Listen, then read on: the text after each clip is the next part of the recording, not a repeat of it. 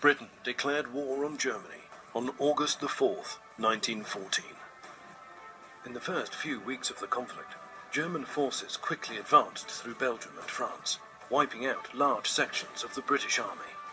Defences at the front became so thin that Britain had to quickly call in reinforcements from elsewhere. In September 1914, soldiers began to arrive from India, which is present-day India, Pakistan and Bangladesh. During the course of the war, a total of 1.5 million Indian soldiers came over and fought for Britain.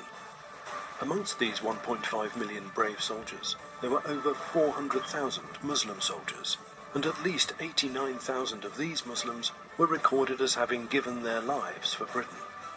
It is a little-known fact that 20% of all British Empire recruits were actually Muslims. In addition to the Muslim soldiers who fought for Britain, an additional 280,000 Algerians, Moroccans and Tunisians fought for the Allies, taking the total of Muslim contribution to almost 700,000 Muslim soldiers.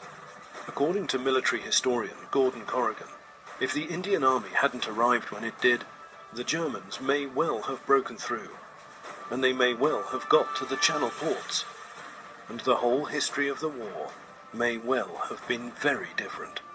Some of these Muslim soldiers were awarded the highest military decoration, the Victoria Cross, awarded for valour in the face of the enemy. An exhibition developed by the British Muslim Heritage Centre gives an insight into the selfless sacrifice of Muslim soldiers who valiantly fought for the freedoms and privileges that we take for granted in Great Britain and Europe today. Many British Muslims today, if not most, are direct descendants of those Muslim soldiers. At a time when the Muslim community is continually in the media spotlight, with some of our society calling into question their loyalty to British values and to the British way of life, we hope that this initiative will go a long way to finding common ground. The people that have worked towards this have done so with incredible vision. So the curator, the committee, the people that have fronted it all up, secured the funding, put in the hard work, but also had the vision to see this, because this was visualised before it ever became real. And I think that's fantastic.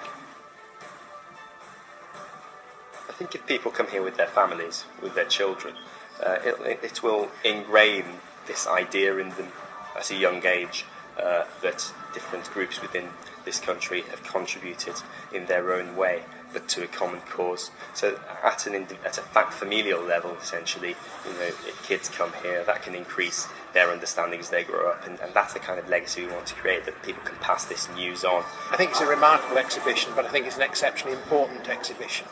Not only does it commemorate what the Muslim community did during the First World War, but it's an opportunity for the wider community to see that for themselves. I don't think many people in the United Kingdom actually know or appreciate what the Muslim community's contribution was in the First World War. I'm honestly delighted. I think we're clearly proud of the fact of the Muslim contribution over 100 years, and I think the title of the project says it all. It's absolutely critical that we inform everyone of the importance of the Muslim contributions to the armed forces in general.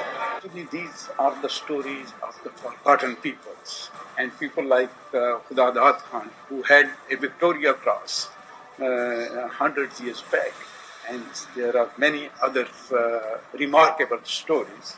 And I think that's in fact, these people need to be remembered all the time, that yes, they are the people who made sacrifices, and that's why we are in a free society today. Complete with a virtual library, lesson plans and a toolkit for schools, this exhibition is the first long-term exhibition of its kind. The hope is that this exhibition will provide a stimulating platform from which to discuss and celebrate Muslim identity, belonging and contribution, not only to the region, but to the United Kingdom as a whole. We're open to the public 7 days a week.